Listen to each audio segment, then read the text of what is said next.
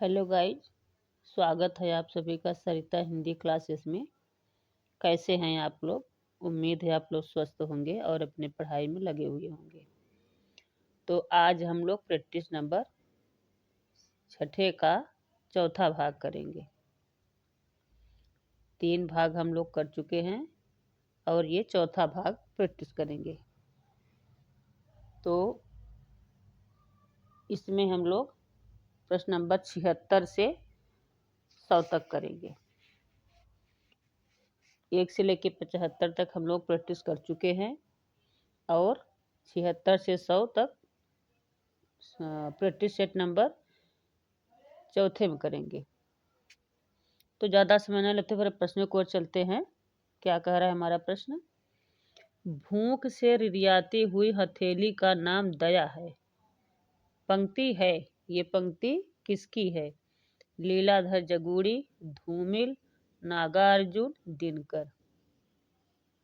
इसका हमारा सही उत्तर क्या हो जाएगा? दूसरा ऑप्शन हमारा सही हो जाएगा। भूख से रिरियाती हुई हथेली का नाम दया है, ये किसका है? धूमिल का है। ठीक, चलिए अगला प्रश्न देखते हैं। शुक्ल ने किसकी भाषा को पंडिताउपन का भाषा कहा है?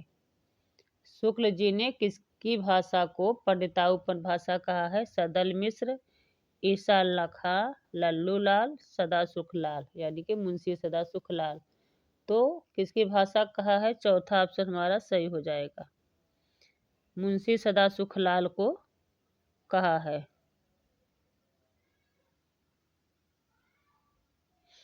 चलिए अगला प्रश्न देखते हैं। गोरी नजरों में हम यात्रा साहित्य है। प्रभाकर माचवे, मोहन राकेश, प्रभाकर द्विवेदी, ब्रज किशोर। तो किसका होगा ये? हमारा पहला ऑप्शन सही हो जाएगा। प्रभाकर माचवे का है। अगला प्रश्न देखते हैं।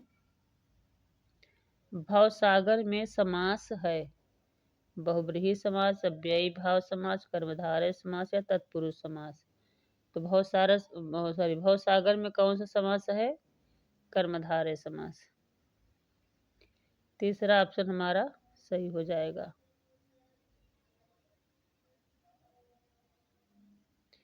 अगला प्रश्न देखते हैं। धर्माधर्म में समास है। यहाँ समास हो गया है, समास होगा यहाँ पे। ठीक, समास होगा। धर्माधर्म में कौन सा समास है? कर्मधारय समास, द्वंद्व समास, द्विगु समास या बहुब्रीहि समास। तो धर्माधर्म में सबको पता होगा क्या हो जाएगा? द्वंद्व समास। दूसरा ऑप्शन हमारा सही हो जाएगा, द्वंद्व समास। अगला प्रश्न देखते हैं। अद्भुत रस का स्थायी भाव है। भय, निर्वेद, जुगुप्सा या विस्मय। तो अद्भुत क्या हो जाएगा? विस्मय हो जाएगा। चौथा ऑप्शन हमारा सही हो जाएगा। नेक्स्ट क्वेश्चन देखते हैं। देख रूप लोचन ललचाए, हर से जन निज निधि पहचाने। पंक्ति में रस है, यानी कि कौन सा रस है? संयोग श्रृंगार, वियोग श्रृंगार, करुण रस या वीर रस। तो इसका हमारा सही उत्तर क्या हो जाएगा? देख रूप लोचन ललचाए, संयोग श्रृंगार हो जाएगा। ठीक, पहला ऑप्शन हमारा सही हो जाएगा, संयोग श्रृंगार। अगला प्रश्न देखते हैं। सममात्रिक छंद नहीं है। ठीक, हमें नहीं विशेष ध्यान देना है। कौन सा नहीं है सममात्रिक छंद? चौपाई, रोला, दोहा या तोमर। तो सममात्रिक कौन सा नहीं है? दोहा। तीसरा ऑप्शन हमारा सही हो जाएगा। दोहा कैसा है? ये अर्धसम है। ठीक, दोहा अर्धसम है, बाकी ये तीनों सममात्रिक छंद हैं। चलिए अगला प्रश्न देखते हैं। शब्द अलंकार का अंग है। रूपक, यमक, उत्प्रेक्षा, उपमा। तो शब्द अलंकार का कौन सा अंग है? यमक अलंकार।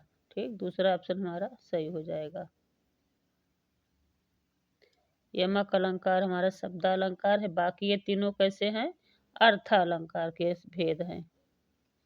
अगला प्रश्न देखते हैं।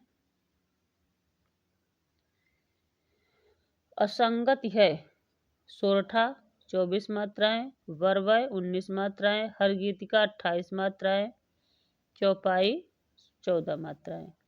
तो इसमें से कौन सा असंगति है? ये हमारा चौथा ऑप्शन सही हो जाएगा। ठीक, चौपाई कितनी मात्राएं होती हैं? 16 मात्राएं होती हैं, 16 मात्राएं। ठीक, बाकी सोरठा में 24 होती हैं, बरबई में 19 होती है, हर गीतिका में 28 होती हैं। ये तीनों हमारा संगति है, चौपाई हमारा असंगति है, इसमें 16 मात्राएं होती हैं। अगला देखते हैं। जिस पर विजय पाना कठिन हो, दुर्जय, अजेय, जेय, दुर्जेय। तो इसका हमारा सही उत्तर क्या हो जाएगा? जिस पर कठिन पाना कठिन जिस पर विजय पाना कठिन है, क्या हो जाएगा? दुर्जय। पहला ऑप्शन हमारा सही हो जाएगा, दुर्जय। अगला प्रश्न देखते हैं। सेज पर संस्कृत उपन्यास है, किसका है? वीणा सिन्हा, कृष्ण अग्निहोत्री, मधुकांकरिया, गीतांजलि श्री। तो सेज पर संस्कृत किसका है? मधुकांकरिया का है। तीसरा ऑप्शन हमारा सही हो जाएगा, मधुकांकरिया। चलिए अगला प्रश्न देखते हैं।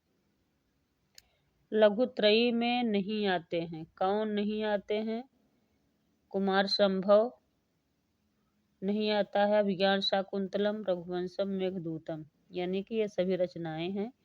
लघुत्रयी में कौन नहीं आता है? ये तीनों किसकी, चारों किसकी रचनाएं हैं?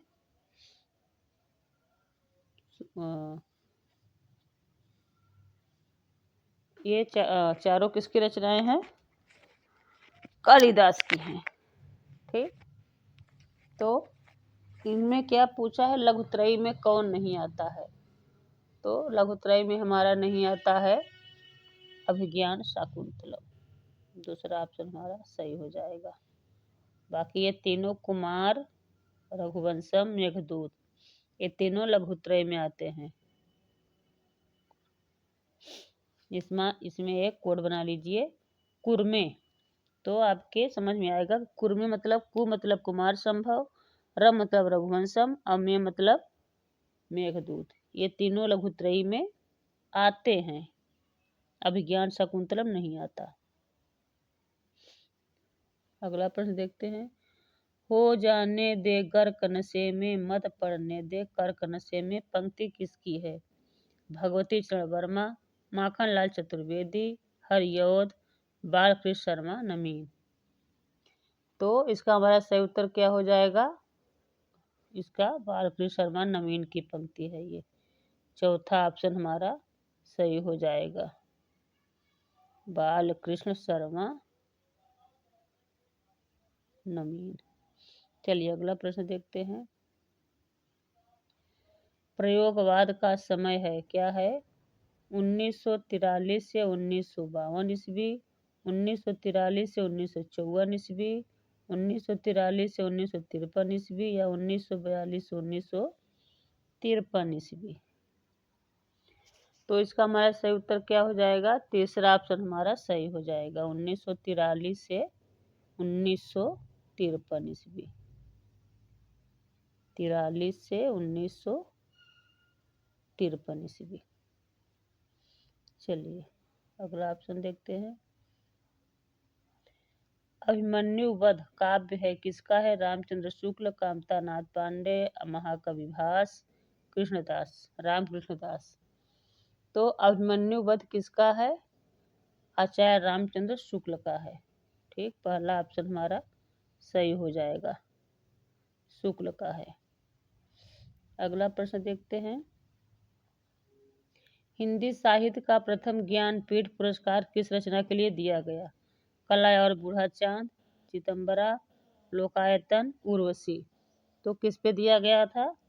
चितंबरा पे दिया गया था। दूसरा ऑप्शन हमारा सही हो जाएगा, चितंबरा। अगला प्रश्न देखते हैं।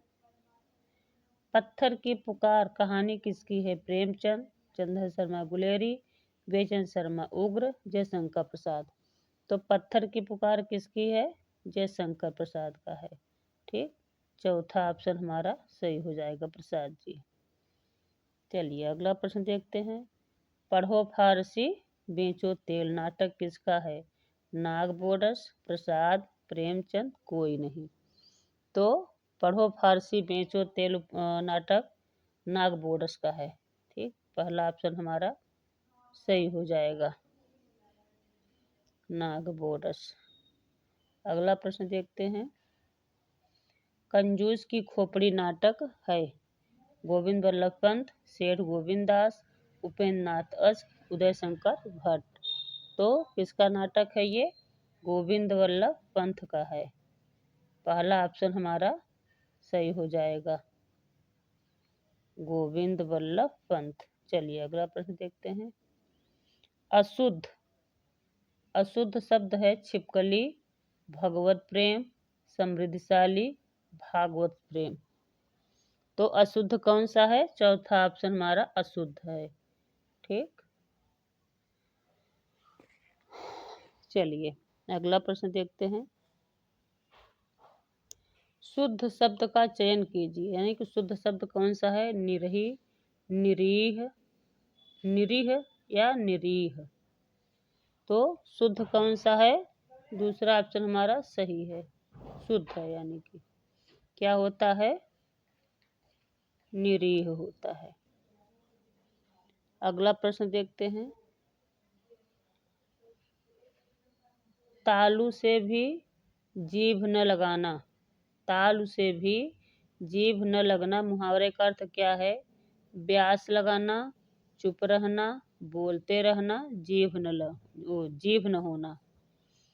तो ताल से भी जीभ न लगना क्या होगा? बोलते रहना। ठीक, तीसरा ऑप्शन हमारा सही हो जाएगा, बोलते रहना। चलिए अगला प्रश्न देखते हैं। असंगति, इसमें भी क्या पूछ रहा है? सॉरी, एक मिनट। असंगत शब्द है, इसमें भी 3 संगत हैं, यानी कि 3 सही है और 1 गलत है। वो असंगत हमें बताना है कौन सा है। बकरा मिमियाता है, भौरा गंजारता है, मेढक टर्राता है, या सियार हुआ हुआ करता है। तो इसमें कौन सा सही हो जाएगा? पहला ऑप्शन गलत है, यानी कि असंगत है। बकरा क्या हो जाएगा? बकरा क्या करता है? पहला ऑप्शन हमारा सही हो जाएगा, बकरा रंभता है, रंभाता है। ठीक, बकरी मिमियाती है, बकरी मिमियाती है। ठीक, तो पहला ऑप्शन हमारा गलत हो जाएगा, क्योंकि बकरा रंभाता है। लास्ट प्रश्न देखते हैं। अत्युर्ध संधि विच्छेद होगा, यानी कि अत्युर्ध शब्द का संधि विच्छेद क्या होगा? अतिधन ऊर्ध्व, अतिधन ऊर्ध्व, अतिधन ऊर्ध्व, या अतिधन ऊर्ध्व। तो इसका हमारा सही उत्तर क्या हो जाएगा? इसका सही उत्तर हो जाएगा अतिधन ऊर्ध्व, यानी इसका हमारा दूसरा और तीसरा दोनों, सॉरी, दूसरा और चौथा दोनों सही हो जाएंगे। ठीक,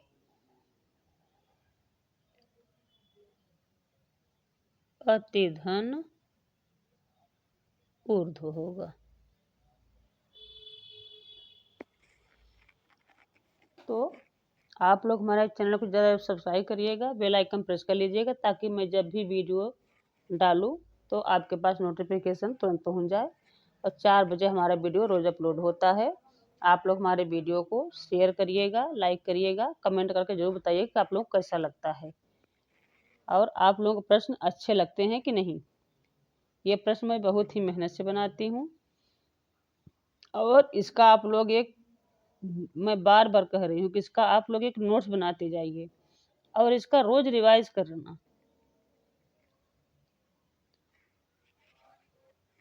थैंक यू फॉर वॉचिंग।